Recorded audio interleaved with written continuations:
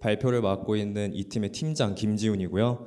그리고 테크리더로 프로젝트를 함께 해준 저희 수혁군, 그리고 멤버로 참여해준 혁준군, 그리고 저희 팀의 막내 최창환 군이 있습니다. 저희 프로젝트 간략하게 소개해드려야겠죠? 저희가 제작한 사이트는 실시간 미술품 경매거래 사이트입니다. 이제 한 명의 사용자가 여러 요청을 보내거나 혹은 여러 사용자가 여러 요청을 보내는 그런 시나리오를 설정하기 좋은 컨셉의 서비스라고 생각을 했기 때문에 이 경매거래 사이트를 주제로 선택을 했습니다. 저희 제작된 웹사이트 간단하게 보여드릴게요. 네, 회원가입으로 시작을 하고요. 저희 사이트 구성 자체는 굉장히 좀 단순합니다. 뭐 이메일 인증 코드 긁어서 이런 식으로 이메일 인증도 하고요. 그리고 필드를 다 채워서 회원가입을 시도를 합니다. 뭐 우편 번호 같은 것도 입력을 하고요. 상세 주소 입력해서 회원가입까지 누르고 나면 로그인해서 또 서비스를 이용할 수 있게 됩니다. 뭐 단순한 검색 필터링도 구현을 해 보았고요.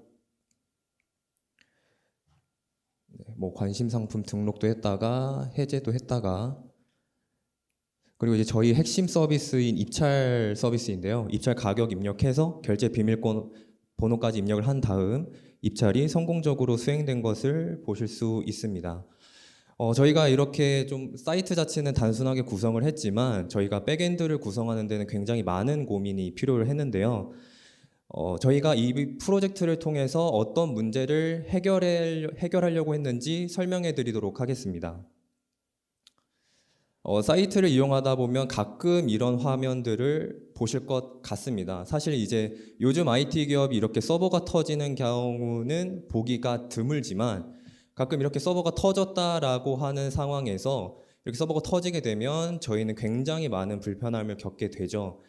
흔히 이렇게 서버가 터진 상황에서 저희는 이제 두 가지 선택지가 있는데, 서버의 리소스를 늘리는 스케일 업이 있고, 그리고 또 서버의 개수를 늘리는 스케일 아웃이 있습니다. 따라서 저희 팀은 그 스케일 아웃을 조금 더 효율적으로 적용할 수 있는 아키텍처로 시스템을 구현을 했는데요. 저희가 이제 이거 모놀리식 아키텍처라고 해서 저희가 이제 여러 개의 서비스가 마치 빌딩처럼 쌓아 올려져 하나의 서버로 운영되는 것을 모놀리식 아키텍처라고 얘기를 합니다.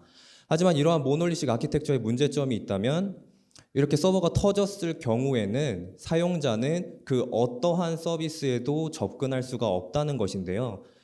반면에 마이크로 서비스라고 해서 마치 타운하우스와 같습니다. 각각의 서비스가 각각의 서버를 가지고 있기 때문에 하나의 서비스가 고장이 난다고 해도 사용자는 여전히 다른 서비스에 접근이 가능하다는 것인데요.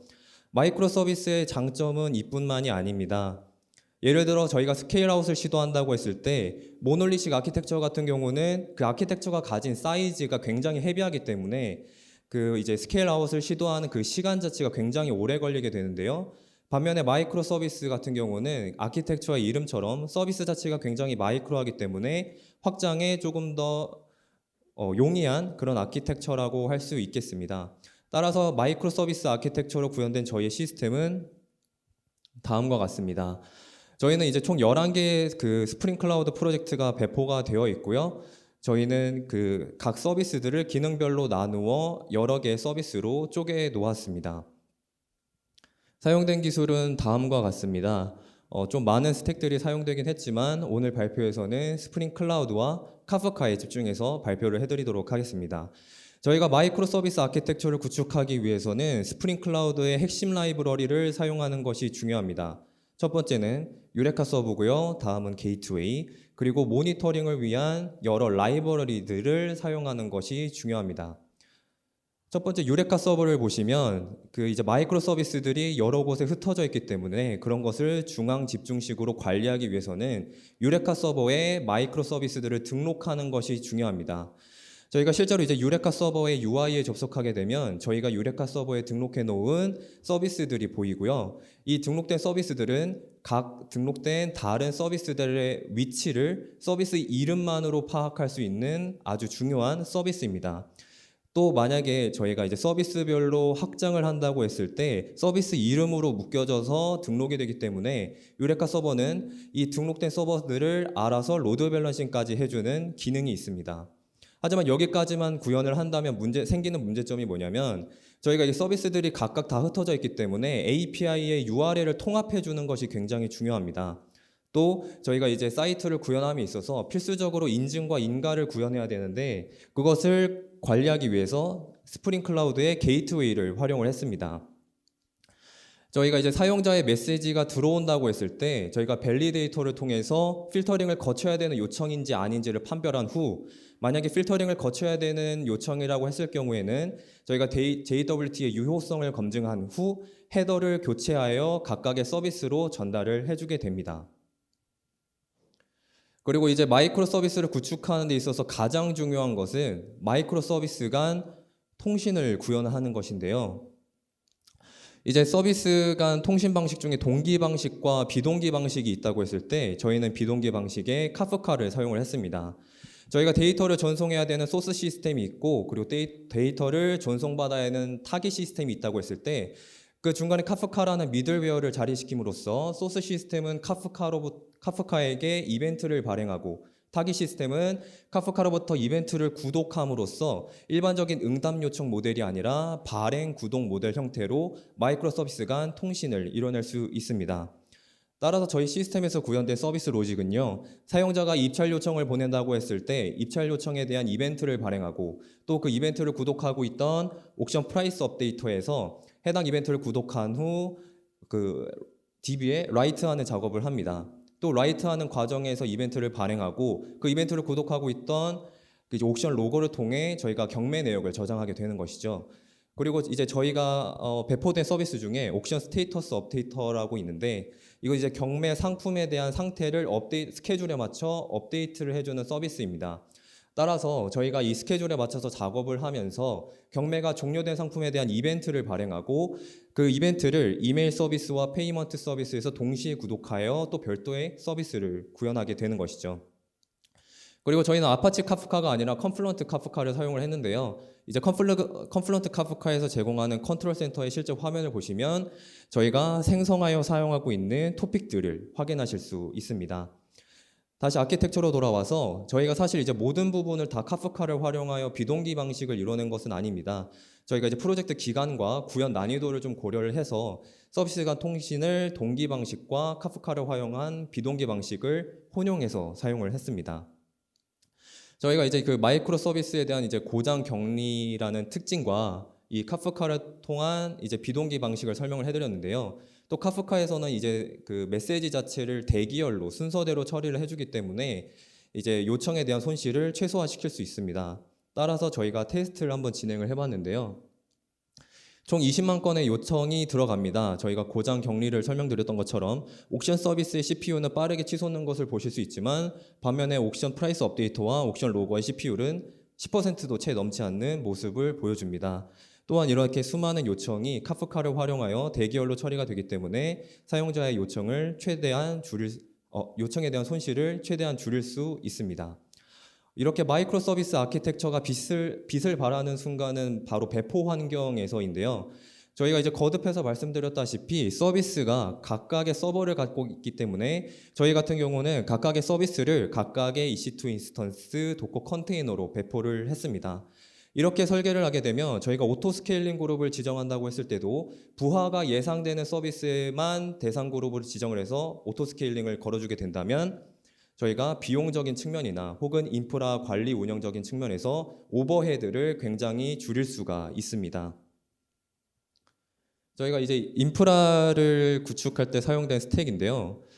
특히 이제 젠킨스를 이용해서 CI/CD를 많이 이용하게 되는데 저희가 앞서 설명드렸던 것처럼 모놀리식 아키텍처에 CI/CD를 붙인다고 하면 모놀리식 아키텍처는 굉장히 그 CI/CD가 완료되는 시간까지 굉장히 오랜 시간이 걸리게 됩니다. 그리고 저희가 서비스가 커진다고 하면 그 속도는 점점 배로 늘어나게 될 텐데요. 하지만 이제 저희는 CI/CD를 각각의 EC2 인스턴스에 서비스별로 걸어주게 되었고 이제 슬랙을 통해서 알림받고 있는 것을 보면 평균 CI/CD 완료까지 걸리는 속도가 대략 50초대를 유지를 하고 있습니다. 그리고 실제로 이제 배포된 EC2 인스턴스의 개수들이고요. 각각의 서비스가 상당히 많은 개수의 인스턴스를 사용하고 있죠.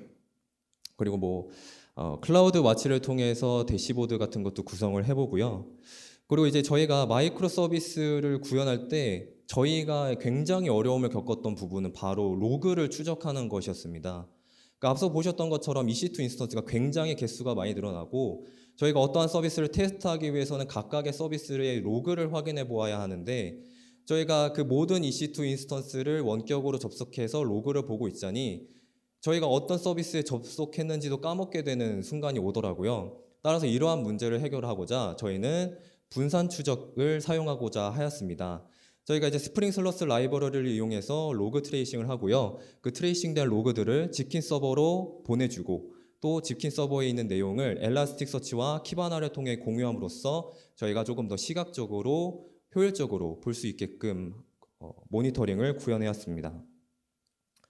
실제로 이제 지킨 서버의 UI에 접속하게 되면 저희가 어떠한 요청을 보냈을 때 그 요청이 또 어떤 요청들을 보냈는지를 자세히 확인할 수 있었고 들어가 보면 저희가 뭐 어떤 메소드까지 사용했는지를 확인하실 수 있습니다.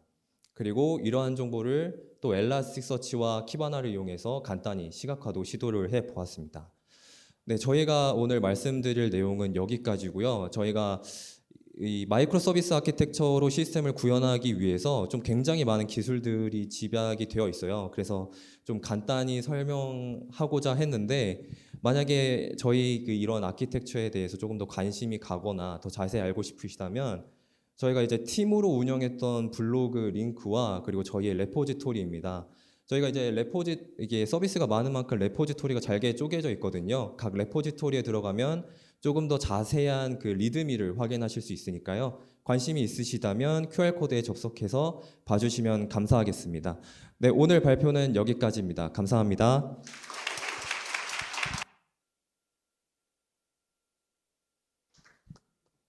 네, 6조 발표 잘 들어보았고요. 이제 심사평 들어보겠습니다. 김용환 심사위원님 먼저 부탁드리겠습니다. 네, 발표 잘 들었고요. 우선 사실 이제 그런 게 느껴졌어요. 아무래도 이제 좀 정말 MSA 구조로 다양한 그런 케이스에 대해서 고려하시다 보니 거기에서 이제 각각의 이제 오는 그런 부분들에 대해서 신경들을 많이 쓰느라고 굉장히 많이 고생하신 것들이 느껴졌고, 그래서 그 MSA에 대한 컨셉을 정확하게 이해를 하고 있고 사실 관련된 내용들에 대해서 좀 지속적으로 공부하고 디벨롭해 나가면 좋을 것 같아요. 실제로 이 MSA가 이렇게 변화하는 그런 과정들을 살짝 말씀을 드리면, 예를 들면은 과거에는 모놀리식으로 운영될 수밖에 없었던 그런 서버 자원들이 이제는 클라우드로 전환이 되면서 스트레치하게 자꾸 늘어나고 줄어나고 할 수 있기 때문에 어떻게 보면 자원을 더 효율적으로 사용하는 측면에서 MSA를 도입하는 경우도 있거든요. 그러다 보니까 그 MSA 구조들이 모여서 오히려 하나의 은행 같은 경우도 최근에 슈퍼앱이라고 하는 개념들이 이제 새로 나오기 시작했어요. 그런 측면으로 봤을 때 이제 MSA를 어떻게 활용할 거냐 이런 부분들을 지속적으로 좀 디벨롭해 나가시면 좋을 것 같은데, 한 가지 아쉬운 점은 이거 제가 사실 스프링 클라우드를 거의 처음 보는 개념이라서 그런데 사실 업계에서는 ECS랑 EKS를 활용한 MSA 구조들을 굉장히 많이 활용하거든요. 그리고 사실 EC2 위에 저렇게 사실 도커 컨테이너를 배포해서 쓴다기보다는 아예 ECS에서 바로 관련된 내용들을 그냥 오히려 그런 세팅 없이 이렇게 올려서 마운트해서 더 빠르고 비용도 더 저렴하게 쓰실 수 있거든요. 그래서 아마 처음에 이제 시작점이 그 부분들까지 고려가 안 돼서 그 이전 부분부터 시작하느라고 여기까지 왔을 것 같은데, 오늘 이제 이후에 오늘이 끝이 아니잖아요. 이제 앞으로 하시는 부분에서 ECS랑 EKS에 대해서 공부를 굉장히 많이 하시고 그러다 보면은 정말 좋은 기회도 많으실 거고 좋은 잡들을 많이 찾으실 수 있지 않을까 그렇게 생각이 듭니다. 수고 많으셨습니다. 네, 다음은 임재영 심사위원님 심사평 들어보도록 하겠습니다. 네, MSA 구현하느라 고생 많으셨고요. 스케일 아웃도 구현하느라 고생 많으셨습니다. 이거 뭐 EC2에 올려서 50초 만에 배포하는 것도 능력입니다. 그리고 그런데 이제 그 아까 보시면 이제 동기와 비동 그러니까 조금 그 설명이 많이 부족한 것 같습니다. 그 발표 자료에 예를 들어서 이제 동기와 비동기 어떤 건 동기로 하고 어떤 게 비동기로 하셨는데 이거를 왜 그렇게 하셨는지 리즈닝이 좀 더 보강이 되어야 할 것 같습니다. 발표 자료에서. 그리고 이제 여기까지 하겠습니다. 네. 네. 다음 이종찬 심사위원님 심사 부탁드리겠습니다.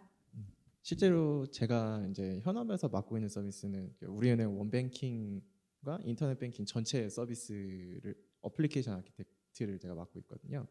그래서 그런 관점에서 봤을 때 지금 현업에서 고민하고 있는 그런 내용들에 대해서 고민을 충분히 많이 하신 것 같아서 그래서 되게 그 부분을 되게 인상 깊게 봤고요. 저희도 MSA 아키텍처를 실제로 이렇게까지 이제 실제로 쓸 수는 없어요. 왜냐하면 뒷단에 있는 백엔드 시스템이 더 거대한 코어 뱅킹 시스템들은 전부 정말 거대한 모놀리스로 만들어져 있기 때문에 이제 앞단이 MSA 아키텍처로 전환을 한다 치더라도 뒤쪽은 전부 다 모놀리스이기 때문에 거기서 발생하는 그 바틀렉이나 지연 시간 같은 부분을 충분히 고려해야 됩니다.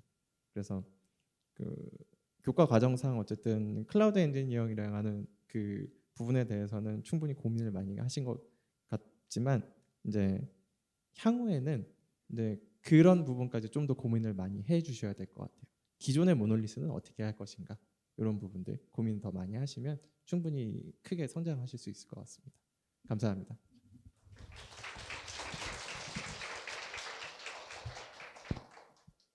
감사합니다. 6조 발표하느라 너무 수고 많으셨습니다. 6조 발표 끝나고 이제 10분간 쉬는 시간 갖게 되는데요.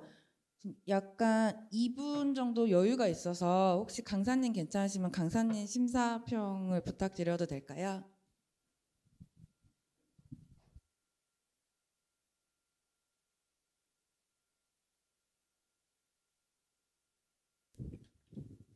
근데 좀 객관적일 수가 없을 수도 있는 게 저는 5개월 동안 이 친구들을 좀 지켜봤고 너무나 고생들을 많이 하는 모습에 심지어는 교육과정의 깊이보다 사실 프로젝트 때 제가 한두 개만 언급이 됐다면 8, 9개를 채워서 완성도를 굉장히 높이면서 고도화시키려고 하는 이 친구들의 모습이 제 눈에서는 부족한 게 단 하나도 없어요, 사실은.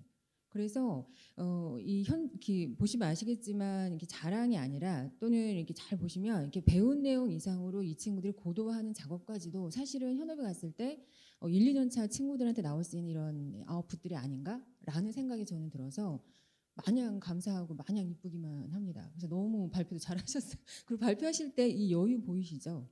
그래서 아주 훌륭했습니다. 감사합니다. 잘하셨습니다.